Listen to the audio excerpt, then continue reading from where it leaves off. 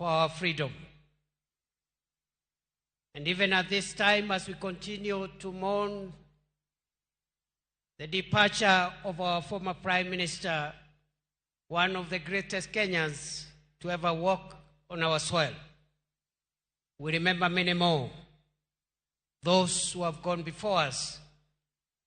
for selflessly protecting our sovereignty, defending our dignity, and emancipating the black person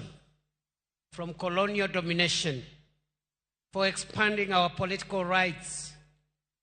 and freedom, and then expanding and perfecting our democracy. What remains is now to strengthen the foundations of our country, perfect the economic well-being of the people of our country, and as you lead us, Your Excellency, the future of Kenya looks certainly good because of the labor that those who came before us have put, and because of the labor that you continue to put, Your Excellency,